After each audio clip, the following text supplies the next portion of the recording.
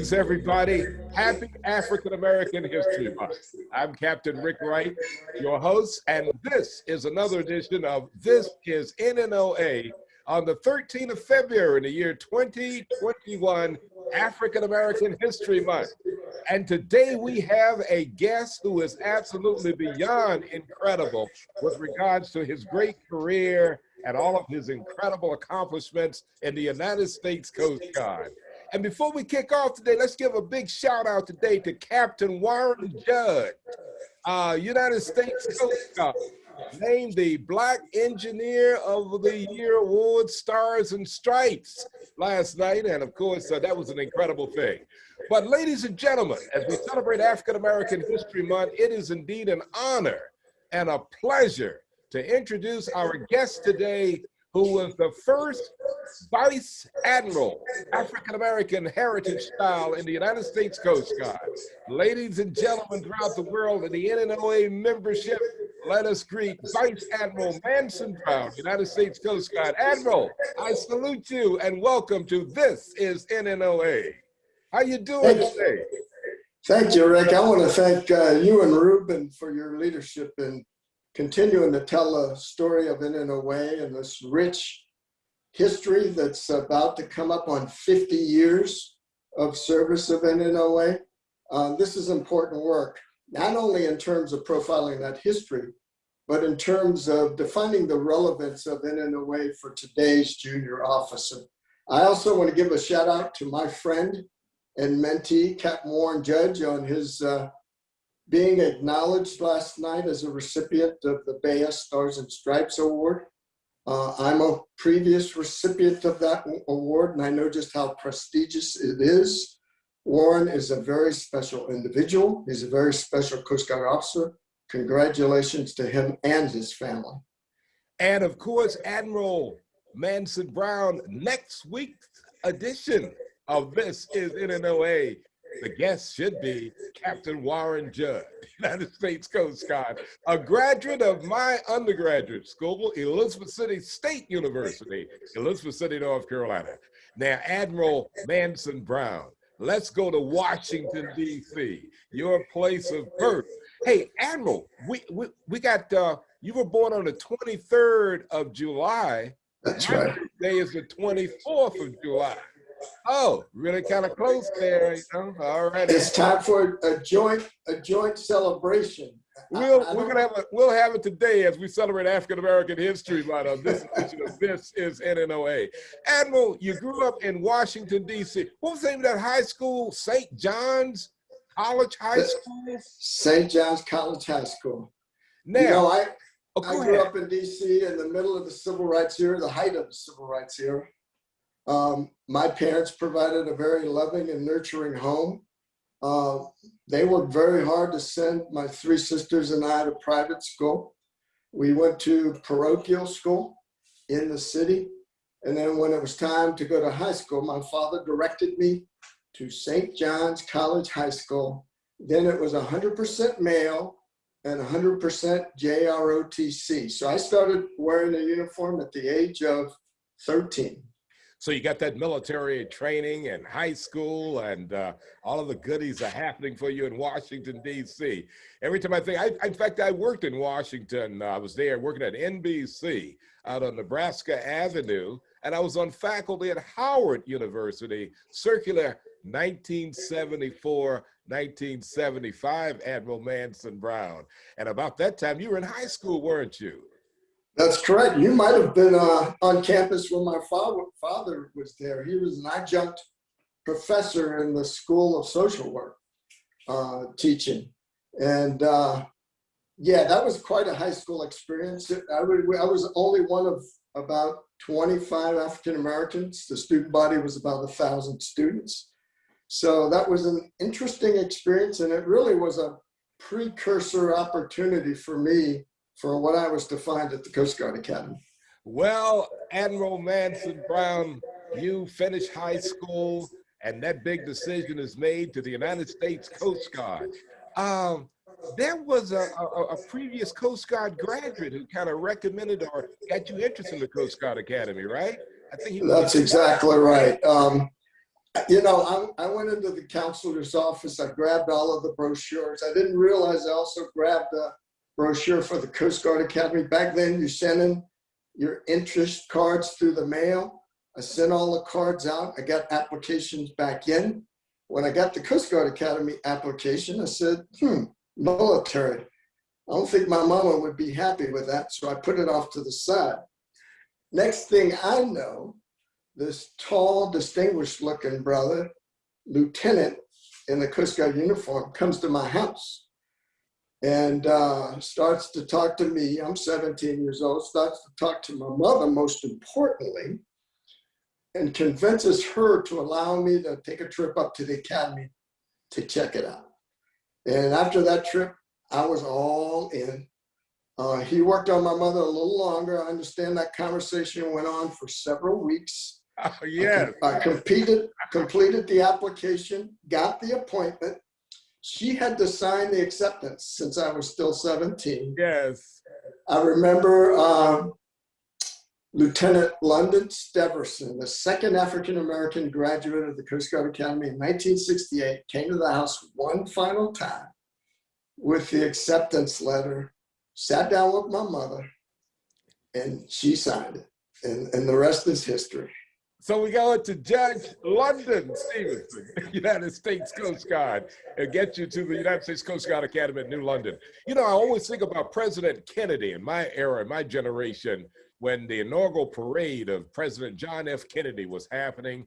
And I never forget, he was watching all of the different academies and, you know, going by the inaugural viewing stand there in front of the White House.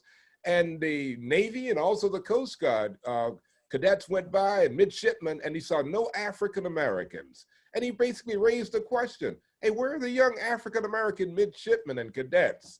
And of course, that was roughly circular in the early 1960s. That's so, right. Admiral Brown, since this is African American History Month, kind of give us a lineage timeline of the early days of the Coast Guard Academy, i.e. African-American cadets that came. I know there was a young brother who has my last name, Wright, who went to the academy, and he was there for a couple of years and had to drop out. But give us kind of a flavor for those early days, those pioneers who showed up at the doors of the United States Coast Guard Academy in New London, Connecticut. Now, Rick, you know I'm not a historian like you are, but my understanding is that in the 1950s, the first appointment to an African-American occurred at the Coast Guard Academy. Yes. That individual ran into some medical problems and did not graduate. It wasn't until 1962 with the arrival of Merle Smith. Yes, who Merle. went on to great fame in the Coast Guard. He was my law professor when I was there. He was a lieutenant at the time. He graduated in 66. London Steverson, the judge, graduated in 68. For a while, they were the only two. Roger that. And what's interesting is Lonnie Steverson was Merle Smith's best man. Oh, wow. Okay. In both of his weddings. And that's another story. But there was a tight bond that they formed. They got each other through the academy. They got each other through the Coast Guard experience. And that really developed sort of the long blue line of African Americans in the Coast Guard. That line extended all the way to me in 1978. I was number 23 to graduate. Number 23 in the long line of African American cadets at the Coast Guard Academy. You know, going back and thinking back to Merle, his father was an Army officer. He was growing up all in the United States Army. I thought he might have gone to West Point. But from what I'm learning, in fact, Coach Otto Graham, who's a football coach. That's exactly right. Coast Guard Academy at the time saw his academic and also athletic prowess, and he joined the football team there. and became the first graduate of the United States Coast Guard. Merrill was an incredible brother. In fact, you are too. All of you guys, I'm just ecstatic.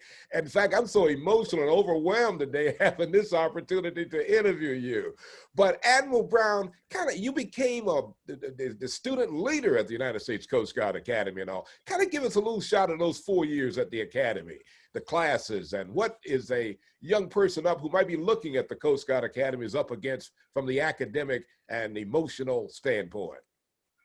The one bit of trepidation I had in going to the Academy, growing up in inner city Washington, I didn't know what a lap pool was until I got to the Academy. Roger.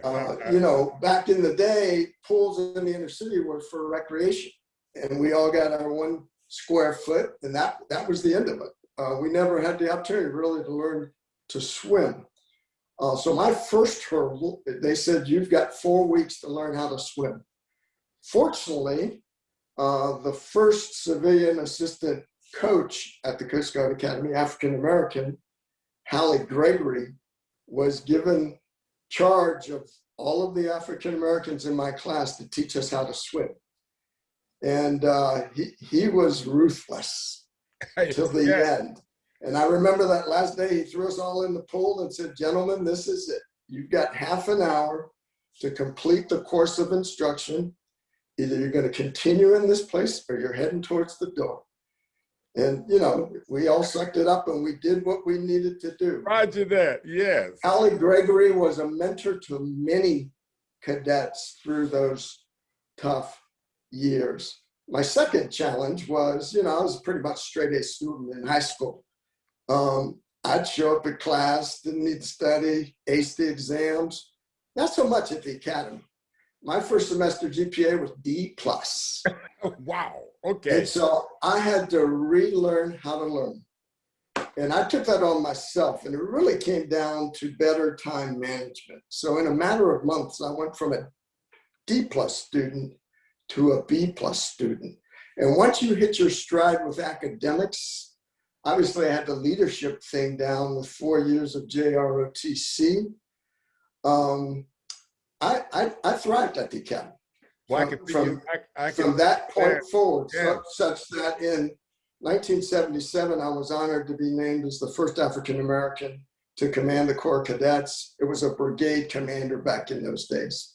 Outstanding. Now, every time I think of the United States Coast Guard Academy, I think of one great experience I wish I could experience, and in fact, I've still got to get over one day, is training on board the United States Coast Guard Cutter Eagle. Tell this great audience about the Coast Guard Cutter Eagle. I think we're still the only naval Coast Guard sailing training vessel we got in the fleet today, isn't it? Yes, it's the only American federal tall-masted training vessel. It was a war reparation from Germany from World War II.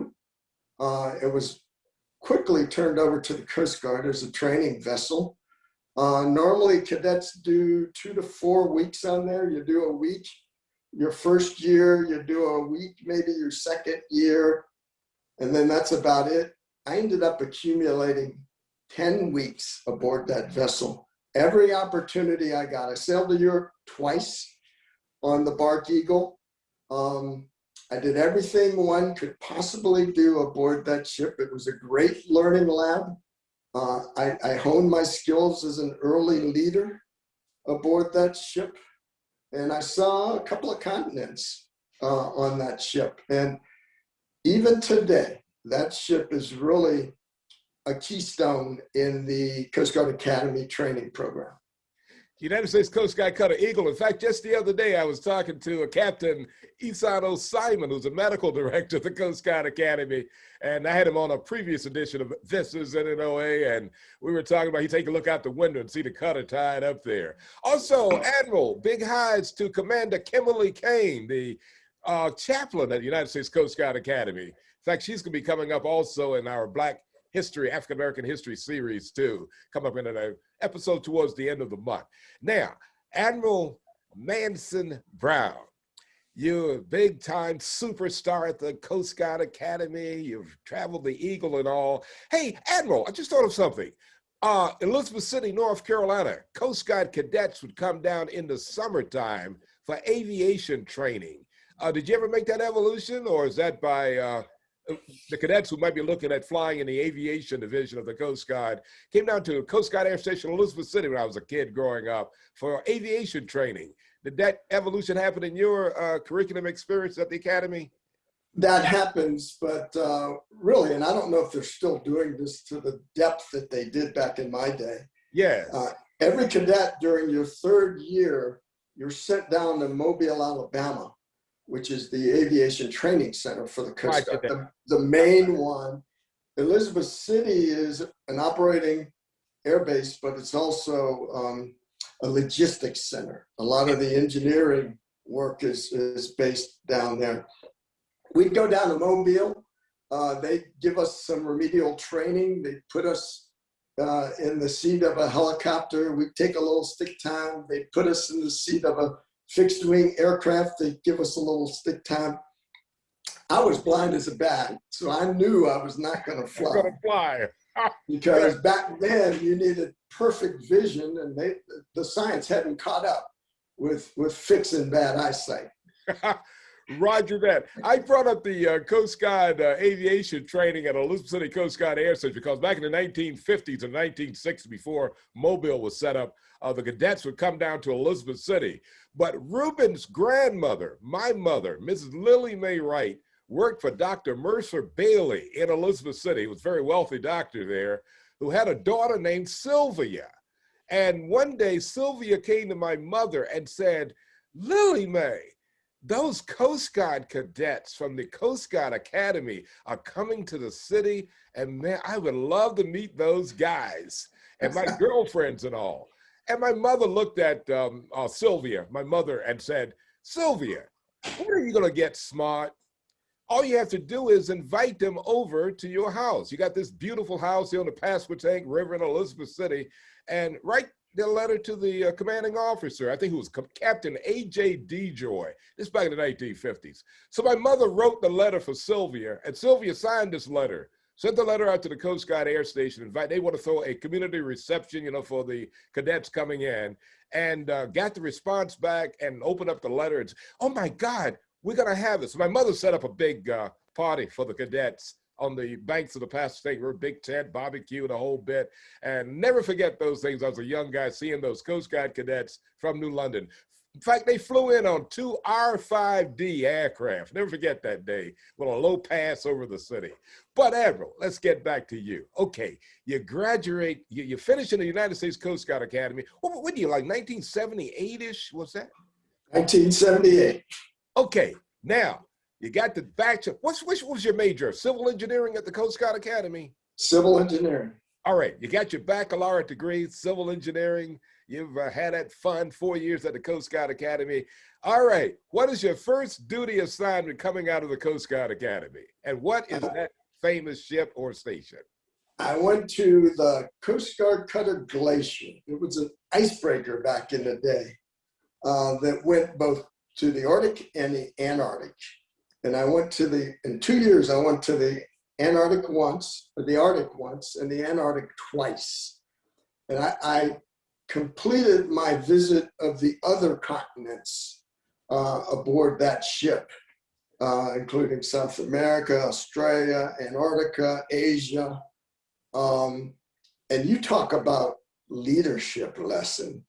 Being an engineer aboard an icebreaker that makes 6-month deployments to the south. I mean, it's a 310-foot long cutter, 75-foot beam. Yeah. We had a crew of about 130 folks. Most of them came in during the draft in Vietnam. And so they weren't necessarily motivated for service. So it was a great leadership challenge, but also a great leadership opportunity. And it was on that ship that I decided that I really love what I'm doing in the Coast Guard. Boy, I see also, I won't give out the whole email address, but I know you got that in your email, Glacier. Love it. Admiral Manson Brown. Coach Doug Marone was an assistant football coach at the United States Coast Guard Academy. He became the head football coach here at Syracuse University. Okay. And of course, to all the folk we're broadcasting from Marcellus, New York, Syracuse, New York, Syracuse University territory on this wonderful day.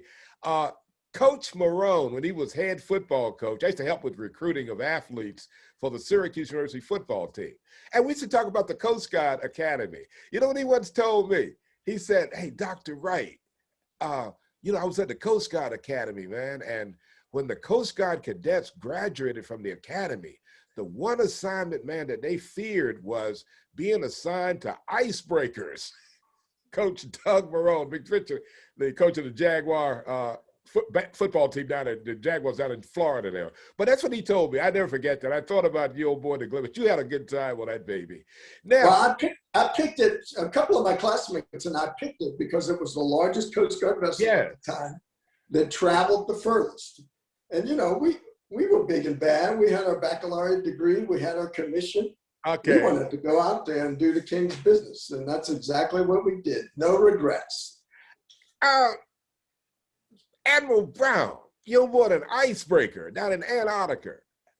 What's the temperature, about 30 below or 20 below? The lowest that I personally clocked was 60 below doing flight ops. We carried 2 helos. They did scientific missions, interior continent of Antarctica, taking the scientists in to do cores, ice cores, and that kind of thing. Yes. And I will never forget what 60 below feels like. 2 minutes of that and you're done. You got to go inside. How does it feel riding on a Coast Guard cutter and an icebreaker like the Glacier? I mean, you breaking ice on that baby speed. What is the feel, you know, as a Coast Guardsman on board one of those babies?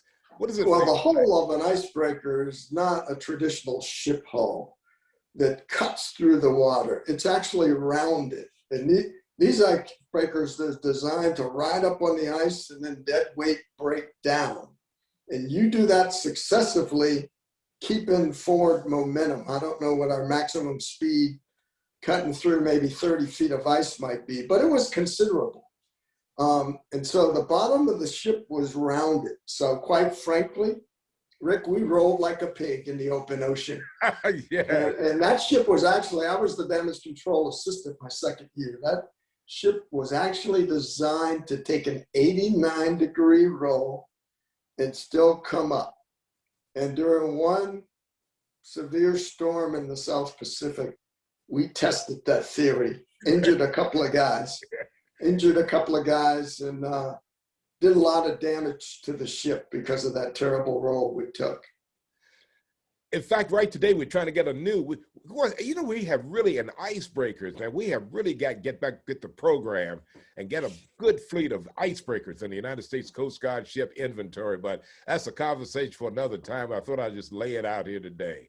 And of course, you're an engineering officer on board. That's one of the quick ways to really learn everything as a Chang or assistant That's Chang right. ship. I mean, engines and everything. What's the biggest casualty you had running around in the Arctic or the Antarctic and you're out there and you got to fix it, Admiral Brown? Well, the biggest casualty we had, we headed to our second south trip. We were home port in Long Beach, California.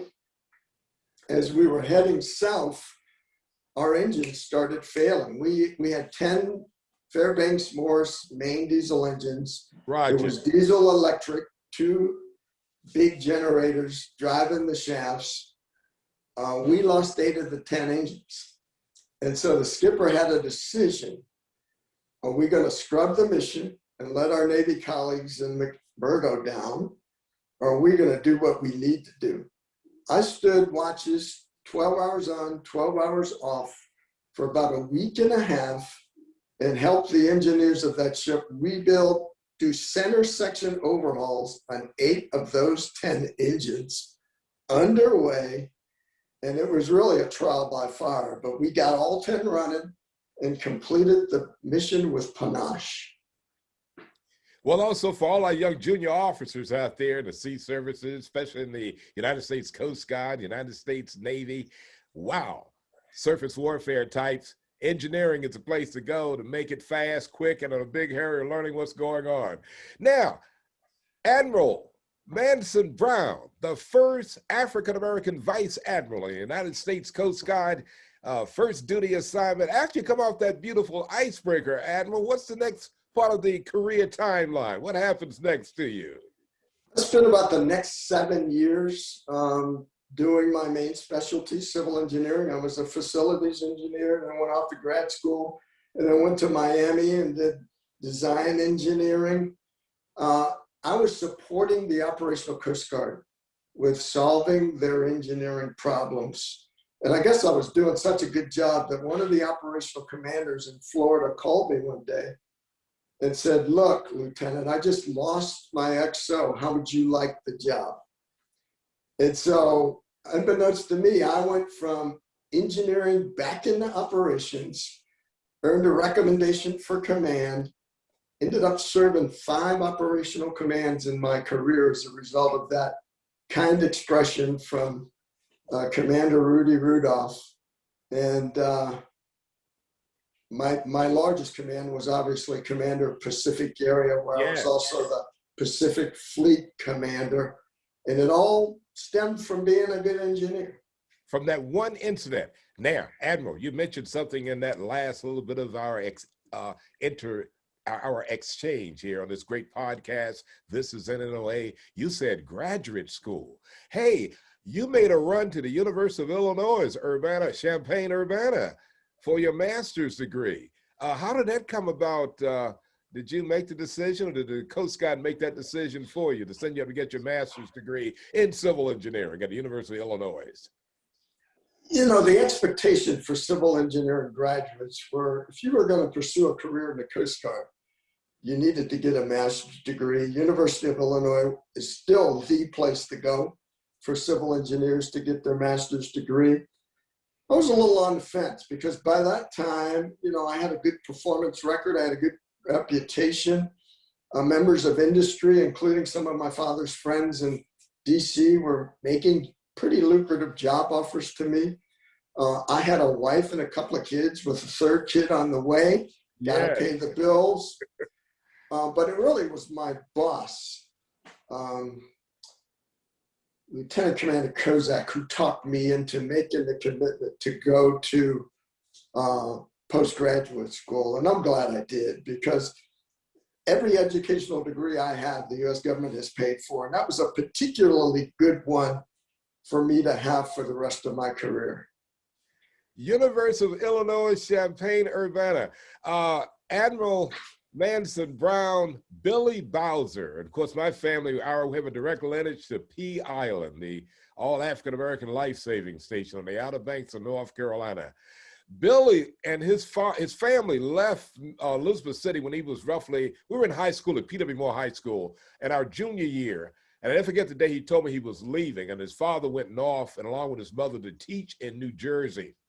So we stayed in contact with each other. And then of course, when he finished high school, he went to Howard for 1 year, and Howard didn't have the major. He wanted to major in aeronautical engineering. So he transferred to, the University of Illinois, Champaign-Urbana. And I never forget, in the 1962 Christmas time, he called me on the phone and said he had gotten his pilot's license and had joined the flying club at the University of Illinois, Champaign-Urbana. And Billy Bowser, that's Bill Bowser's son, my best friend, flew a Cessna 140 from the University of Illinois airfield to Elizabeth City, North Carolina, and we had a ball in that Cessna 140. We flew, oh my God, we left on Christmas Day from the Elizabeth City Municipal Airport in Elizabeth City, flew out the first flight. Kitty Hawk with the Wright brothers flew their first airplane. We landed at Billy Mitchell Field at Cape Hatteras. Oh, that was an incredible, and we flew actually right over the Pea Island, the original Pea Island Life Station location, 30 miles north of Cape Hatteras. A little history story for you. And that, I saw when you went to the University of Illinois, I can't wait to tell Admiral Manson Brown about that connection with the Pea Island legacy here. Admiral, now, you have won some incredible awards. What does Captain John Witherspoon mean to you? Captain John Witherspoon was sort of the elder statesman back when I was a junior officer. He was at the NNOA conferences. He was always the senior man. You know, interestingly enough, there were only about 80 officers, black officers in the Coast Guard when I was commissioned as an ensign. The senior man back at that time was a lieutenant commander.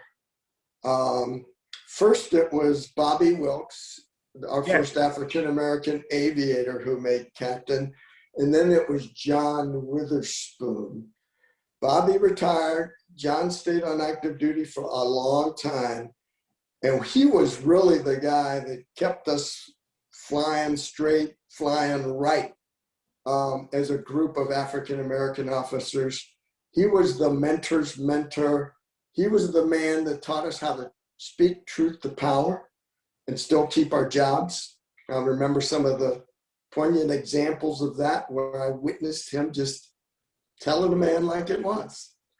And in a way that allowed these flag officers to listen. And that's really what John Witherspoon means to me. He was the first African-American to command at sea. He was the first to command the VTS. You know, he suffered from cancer, the final phases of his career, but he served with distinction till the end.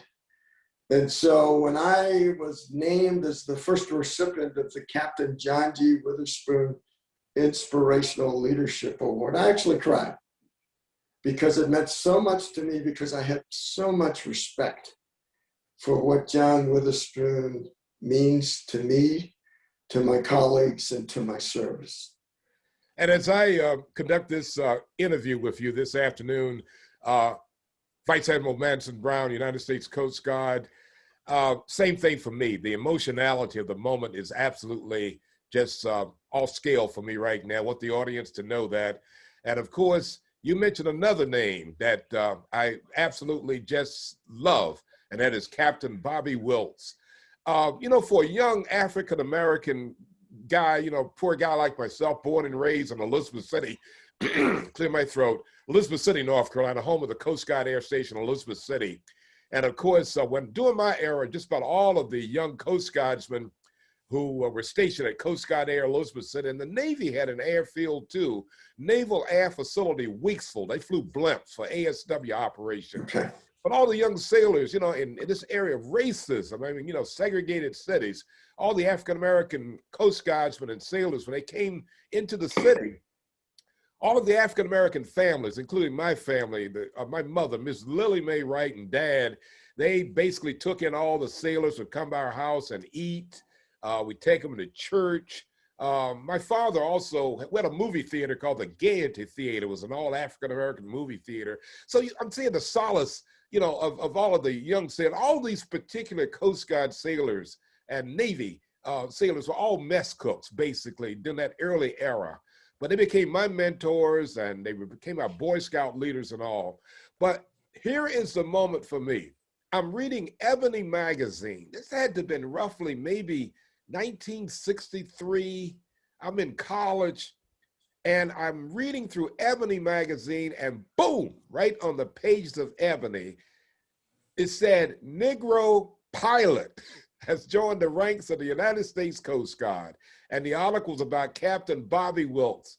I saw that article, and, you know, growing up in a Coast Guard city, and I had never seen, I think there were a number of chiefs who were African-Americans who were at the Coast Guard base, but to see that article was incredible. And in the later years, joining the National Naval Officers Association and had my chance to finally meet Captain Bobby Wilkes was absolutely just an incredible moment for me. Let me just, yes, please. For the sake of your viewers, you know, as I got prepared to put on a star, I sought Bobby Wilkes out. He lived in the same neighborhood that I lived in DC, and still do live in. And he was getting up in age with a number of infirmities, but I used to visit him. And I would always visit him in dress blues. And I will never forget the intensity, the fierceness, the love for the Coast Guard that he showed even till the end. I was honored by our Commandant, Admiral CAPT, to present the flag of our nation to his widow at his homegoing service. That meant a lot to me. But the thing that most people don't understand. It's a seldom told tale. Bobby Wilkes was renowned as a test pilot for the Coast Guard. He was the Chuck Yeager of the Coast Guard. Roger that. We went through a lot of transformations of airframes, both fixed wing and rotary wing. And people said, before we get in this, let Bobby check it out. Roger. And he would come back with reports about what to fix, what to throw away. If you look at his record, it is just eye-watering about what he did for the Coast Guard during a really incredible career.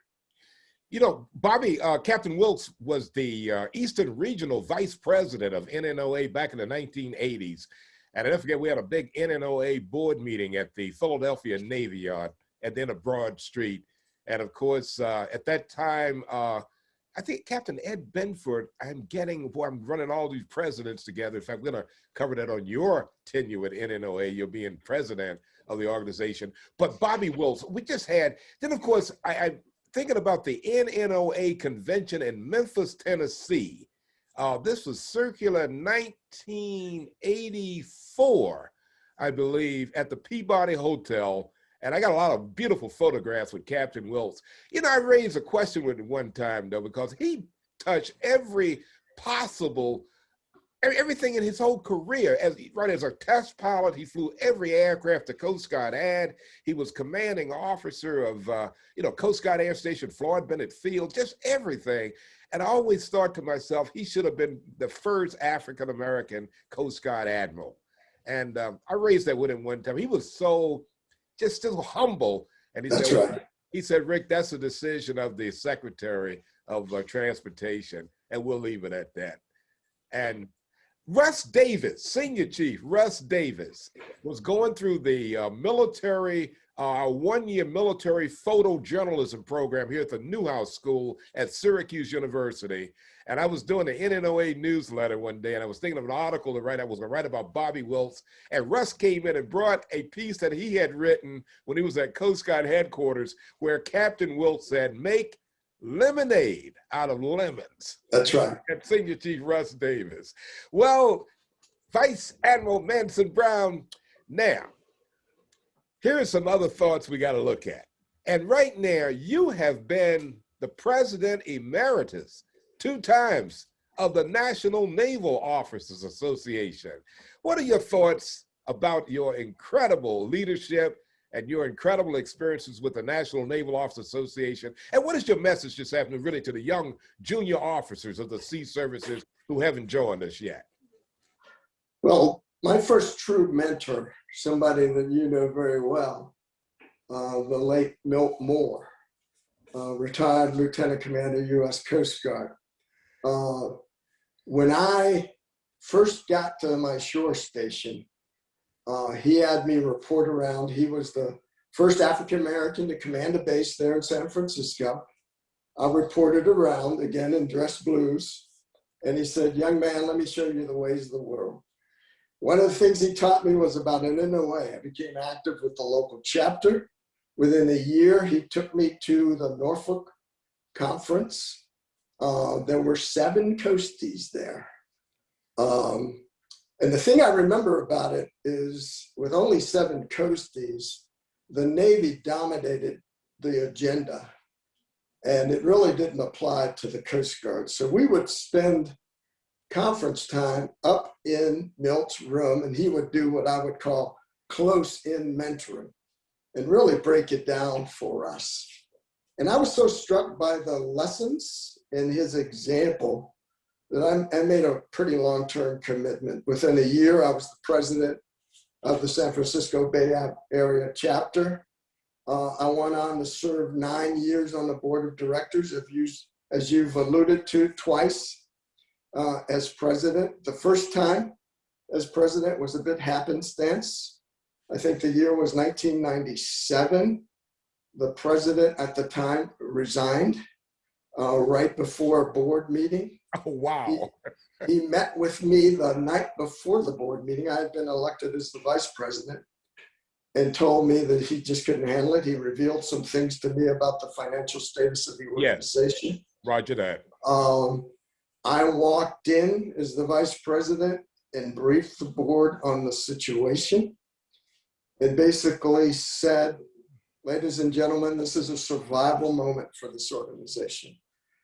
Either we declare bankruptcy and fold up the tent, or we restore this organization to financial solvency for the sake of the junior officers, because we owe it to them as those before us did for us. And there was unanimous agreement that we needed to do what was necessary to bring the organization back. So we negotiated with creditors and developed reasonable payment plans. We decided to host the first 100% military facility conference there in San Diego, in Coronado. I made calls to retired flag officers. Ben Hacker was my first call, Rear Admiral, Navy retired. And once I explained the passion of the board to him, he said, Manson, I got this. He personally undertook a campaign to reach out to all retired flag and general officers. And within a matter of months, our financial problems were over. And I credit Ben Hacker with the success of my first presidency more than any other single individual, but I also credit the dedication, passion, and hard work of my fellow board members. And of course, a few years later, as I'm preparing to become a flag officer, I got elected again. Yes, I'm loving this. It was nice, particularly after the first time, to be elected by the body, and that meant a lot to me. Admiral Brown, Milt Moore. Oh, do I told you again about, growing up in Elizabeth City, North Carolina. I was a young kid crazy about the field of audio, visual, motion picture projection, electronics, radio, you name it. My mother, who worked for this very wealthy doctor I was telling you about, and they put together the big, banquet and barbecue for the Coast Guard cadets, he loved radios. He was buying, and every time he bought a new radio, he would give me his old radio. And I mean, these were good 6-band shortwave receivers and all. So I had all this in my bedroom in our homestead in Elizabeth City, North Carolina, which was located right next door to a nightclub called the Royal Peacock. This is in the African-American section of town. So all the Coast Guard sailors and Navy sailors, this is where they would come to enjoy themselves. As I got a little bit older, all of a sudden a new breed of Coast Guardsmen were African-American Coast Guardsmen were showing up all of a sudden.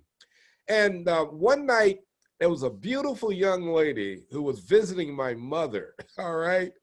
And a knock came at the door of our homestead on South Road Street in Elizabeth City, North Carolina. I went to the door, and who was standing in the door was Petty Officer Milt Moore, United States Coast Guard, asking about this particular young lady, all right, who was there. So he came into the house, and we started talking. I was just ecstatic, and I asked, what did he do in the Coast Guard? I think Milt was a radarman, I believe, or electronic, this whole area. So I brought him up to my bedroom, and he saw my radios and everything. We sat and talked. He was absolutely a real mentor to me. And this is about, I'm talking like 1958, that era of Admiral Brown. So what happened, Milt invited me to come out to the Coast Guard Air Station because he used to be the air traffic controller also up in the air traffic control tower. And I mean, it was just fascinating. So I would go up to the air traffic control tower. I never forget one Sunday, he called the house, said, Rick, Roosevelt, come out to the base. I'll tell the guys at the gate, you come out to see me. So I came over to Air Ops, got there, those circular steps you take up the hangar to the tower, and there's Milt there. And on that day, one of the Coast Guard Martin 404s, the headquarter aircraft, was on the ramp. And Congressman Herbert Bonner was on with the Coast Guard Commandant. They were going to fly out. And I never forget, Milt was there getting all the vectors from the airways of CAA, which they call in those days, or what the guys would fly. And that was just a fascinating moment. But you mentioned the NNOA convention.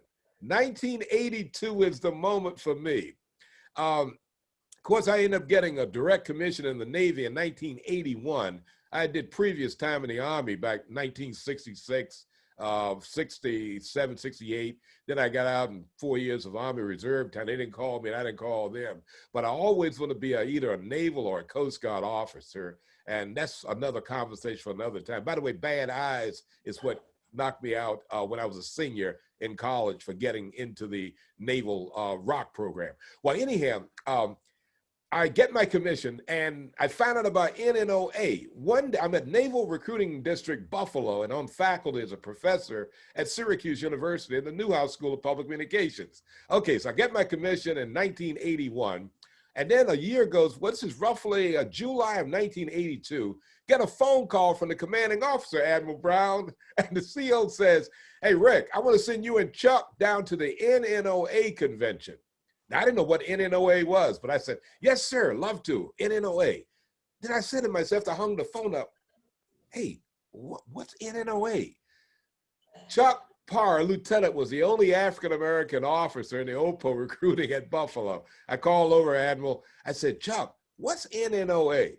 And Admiral Brown, you know the way he responded. He started laughing on the phone and he said, Rick, that's a great organization, man. That's when all of us brothers and sisters get together, Navy, Marine Corps, and Coast Guard, and it's going to be in Norfolk. So we took a car, drove down, and when I got there at the convention, this was 82, and Admiral, to walk into that ballroom and see the array of African-American Navy, Marine Corps, and Coast Guard officers this was a mind-blowing experience for me.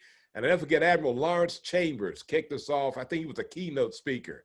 But I went up to the coast, I was walking around and all of a sudden a guy touches me on the back, boom, boom, boom, like this.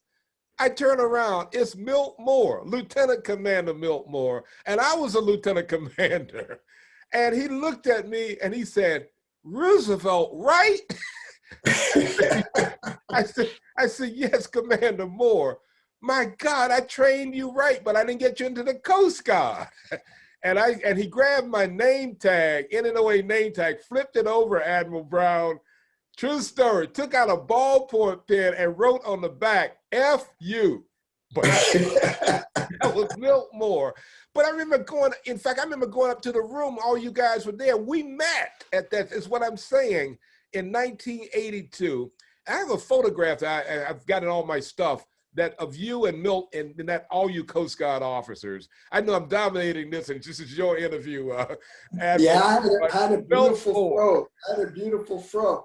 You know, we talk about intrusive leadership today. Yes. Milt Moore was an intrusive leader before they coined the term. And without him, I would not have found NNOA as early as I found. Now, the second question you asked me is, what's the relevance for today's JO? Now, I've got 40 years with NNOA. There are really three words that come to mind. The first is NNOA provides its members with access.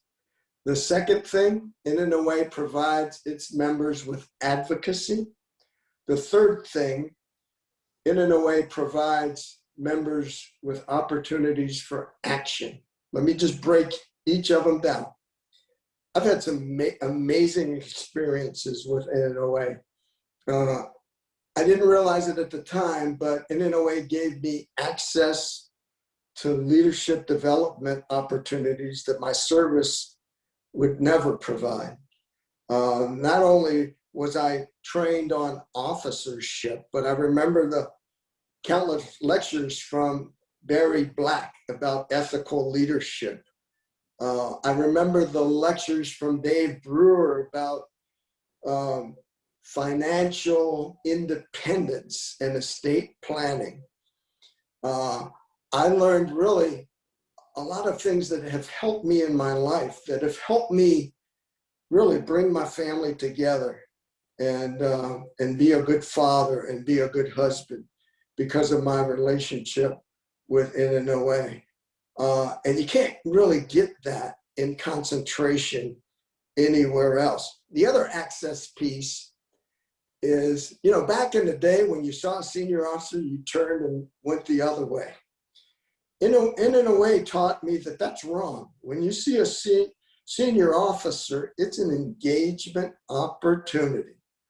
most of them really want to know what's on your mind. So NNOA taught me to speak truth to power. As a matter of fact, at one NNOA gathering, I was a lieutenant. I got up and shot my mouth off about some injustice in the system. Within a matter of weeks, I was called to become the first Black detailer, assignment officer for the Coast Guard. And so I learned the value of speaking truth to power in the right ways. In terms of advocacy, NNOA is the voice of the underrepresented officer. We've got the close-in relationship with senior leadership, particularly the Coast Guard. Membership helps strengthen that voice. And so I'm a life member, but I paid my life member dues to add my voice to that advocacy. The third piece I alluded to before, it's really avenues for action. You know, we all have to decide, what are our passions? Where do we want to devote our time, talent, and our treasure? NNOA is one of my first stops because of what it's done for me as a professional, what it's done for me as an individual, what it does for officers of color in the long purple line. I've seen it. I've lived it. That work still needs to be done, even in 2021. The other thing that action gives you is opportunities to serve. I've learned a lot about corporate finance, corporate law. As a board member, I'm now the chairman of the board for the Coast Guard Academy Alumni Association, a multi-million-dollar endeavor. Everything that I learned at NNOA directly applies to what I'm doing now for the Alumni Association. You can't get that in your service. My resume in corporate America has been enhanced because of what NNOA has taught me. I tell you, the National Naval Officers Association, and by the way, to our great members and everybody watching us on this wonderful afternoon, this is NNOA, our weekly podcast of members of the sea services, the United States Navy, the United States Coast Guard, United States Marine Corps, the National Oceanographic Administration, and the United States Public Health Service. All of the groups that make us into probably the best in the country. And our guest today is Vice Admiral Manson Brown, United States Coast Guard, the first African-American to achieve the rank of Vice Admiral in the United States Coast Guard. And also he was an Assistant Commandant of the Coast Guard also. Admiral Brown, as I think more and more about your incredible leadership, your mentor and all, and we get with NNOA, we got a big celebration coming up here in next year. We will be 50 years old. And I have been blessed with having had the wonderful companionship for a whole week before he died and went to Naval and Coast Guard heaven, Captain Kenneth Johnson, who was at the Naval Academy back in 1972, and they all got together and laid the foundation for the development of the National Naval Officers Association. Well, we're headed to Annapolis next year, 2022, 50 years. And Admiral Manson Brown, that's gonna be some moment. What are your feelings and thoughts about the 50th? You know, someone once said, if you don't learn the lessons of the past, you're doomed to repeat them.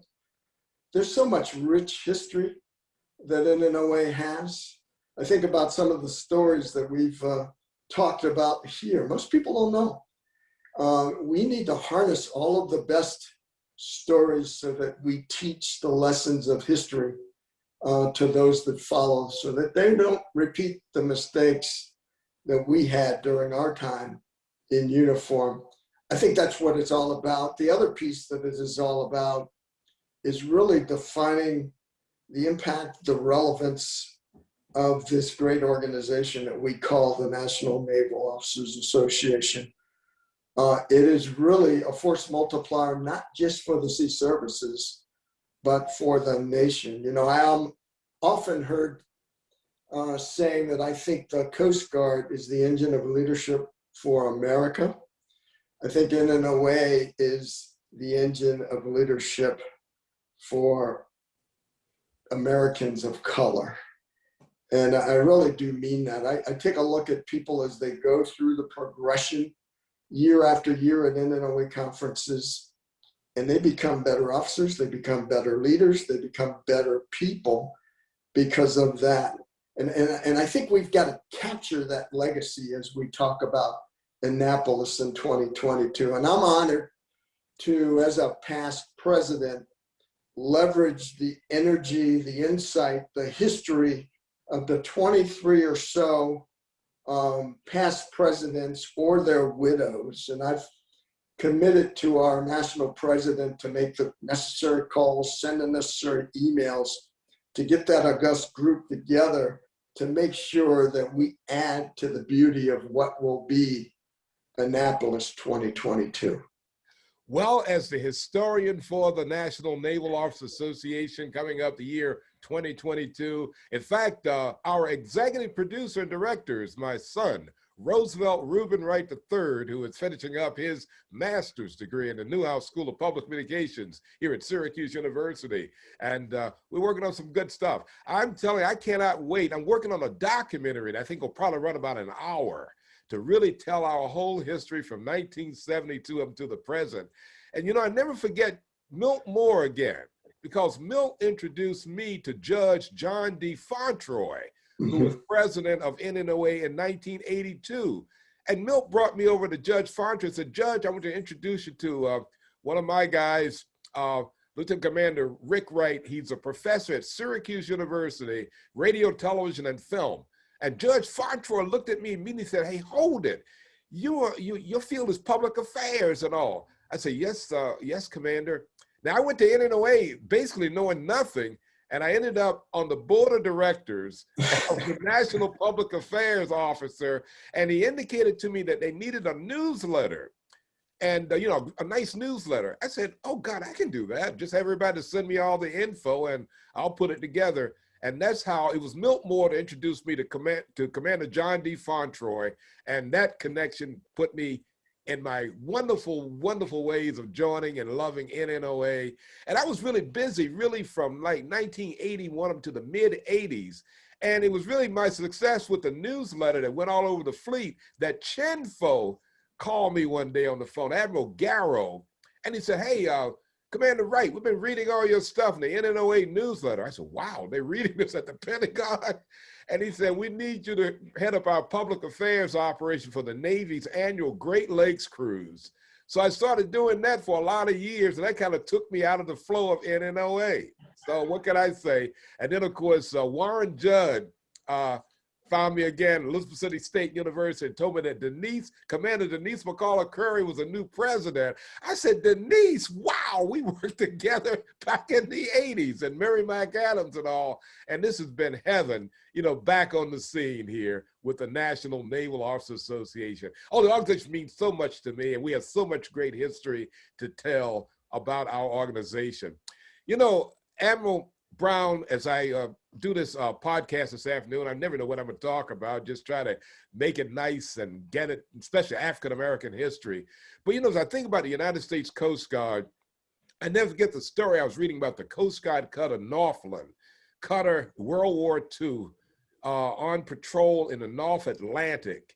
And there was a brother Stewart on board the ship. I can't recall his name there, but he had been, his father was they were machinists, you know, mechanics. And he was a steward on board the Coast Guard cutter Northland. And Commander Carlton Skinner, I think, was the XO. And the ship broke down. I mean, you being an engineering officer and all, engines died, and there are German submarines all around. And this particular African-American messman on board the Northland went up to the bridge and said, XO, look, can I have permission to go down and see if I can fix the engines? I don't want to get shot or killed here. And he went down, and these guys couldn't fix. He went down and fired up the engines and everything on the Northland. And that was Commander Carlton Skinner saw that and said, my God, we got to make better use of our African-American or Negro personnel, as he would say, in the Coast Guard. And that led to that great wonderful operation on the USS Sea Cloud, what most people don't know about, which really was the first, integrated ship in the Navy. And the First integrated ship in the Navy, that's right. laying Clarence Samuels, yep, yes. Lieutenant J.G. Clarence Samuels. There's a lot of history there. Yes. Well, Vice Admiral Manson Brown, before I let you go, listen, you also a brother of the Omega Psi Phi fraternity too, aren't you? That's correct. Okay, friendship is essential to the soul, brothers. Got two Omegas here on the air on this edition of This is NNOA.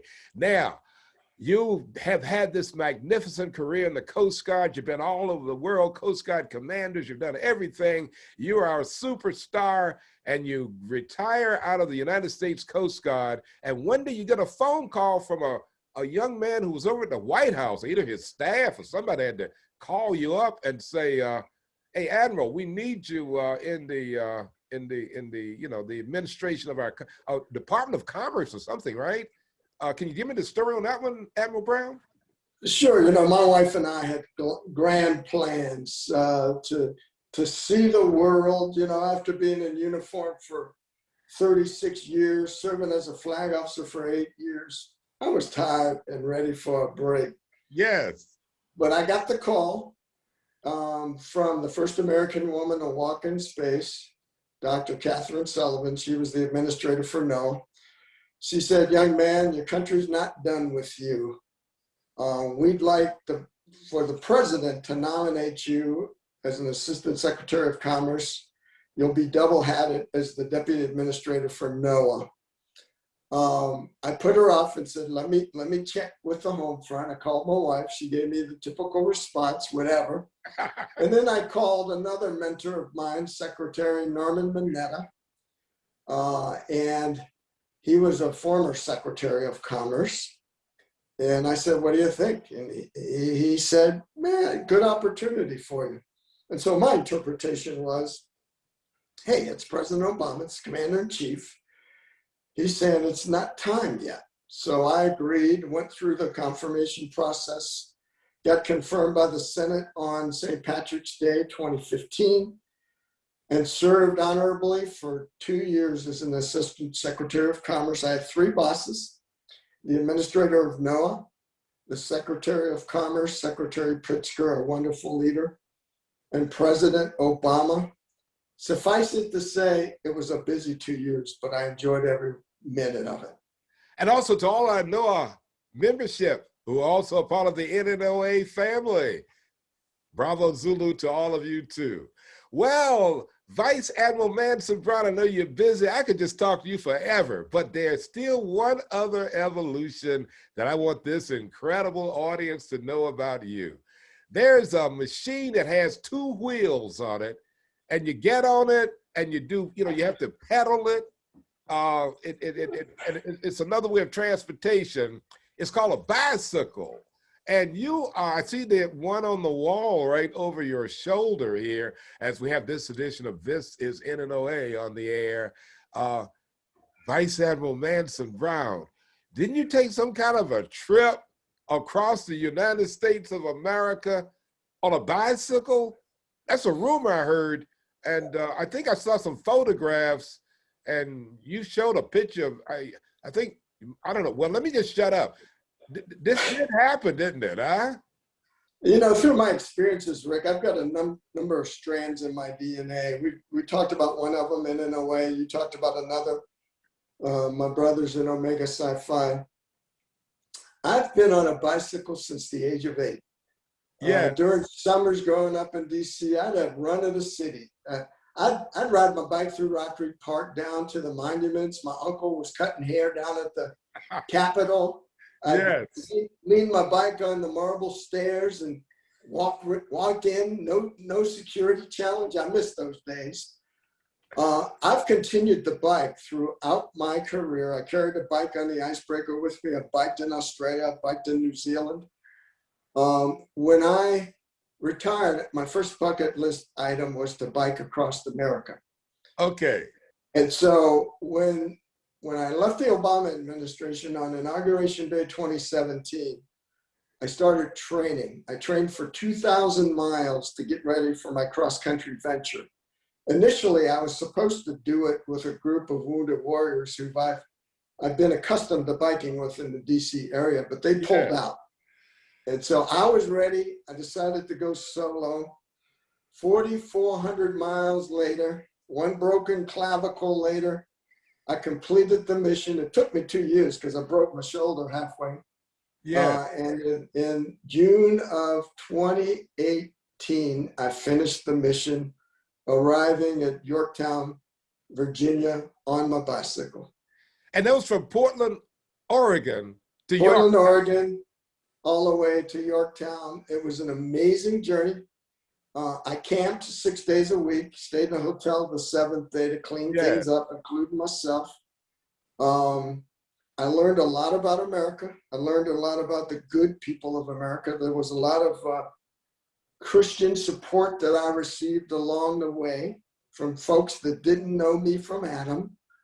And it was just a good opportunity for me to clear my mind and think about what I wanted to do next. And I'm blessed to have a wife of 39 years. Yes. That allowed me to do that crazy thing. But I would do it again in a heartbeat. Vice Admiral Manson Brown bicycled all the way across the United States of America. Hey, all reminded me of Colonel John Young, man, Omega brother, who had to prove that he was fit to be promoted to general. They said he had high blood pressure, so he rode a white horse all the way from Ohio all the way to Washington, D.C. years ago. Boy, what an incredible shot as we think about African-American history on this edition of This is NNOA and our podcast. Well, Admiral Manson Brown, United States Coast Guard, I know you're busy. Boy, thank you so much for taking this time out to be on this edition of our great National Naval Officers Association podcast.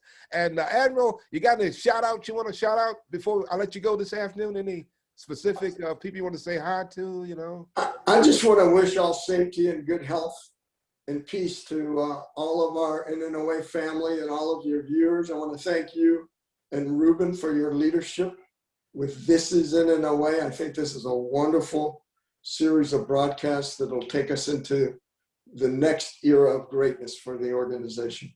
Well, we're getting ready to celebrate 50 years of existence, and Vice Admiral Manson Brown, the first African-American to achieve the rank of Vice Admiral in the United States Coast Guard. Oh, I salute you. Bravo Zulu to you. Give my best to the family. And coming up next week, I think I got him scheduled, will be Captain Warren Judd, United States Coast Guard. And then after that, we're going to go to the Coast Guard Academy and find Commander Kimberly Kane, who is a chaplain for the United States Coast Guard Academy at New London, your alma mater. Well, Vice Admiral Manson Brown, you and I are working on that other project too, the History Channel. And of course, we're going to keep that effort going too. So, Admiral Brown, remembering Milt Moore, Captain Bobby Wilkes, and Captain Ken Johnson, and all of our great NNOAers, Judge Fauntroy. Oh, wow, what a list. Thank God for you and your leadership. And you're also my great mentor, too. And I'll never forget 1982, NNOA, Norfolk, Virginia. And the next time I have you on, we have to talk about Mr. William Bowser, because I invited him over. He was the last surfman to close down the all African-American Coast Guard lifeboat station, P Island, on the Outer Banks of North Carolina. And in these blood veins of mine, I'm a legacy member of the Mackey family. And Billy Bowser, my best buddy, his family also. So Admiral Manson Brown, tally ho, U.S. Coast Guard, always ready. We'll see and talk to you much later. All right. Semper Paratus, God bless you. Okay, Vice Admiral Manson Brown, our guest today on this edition of This is NNOA with Captain Rick Wright. And this edition has been produced and directed by Roosevelt Reuben Wright III. Later.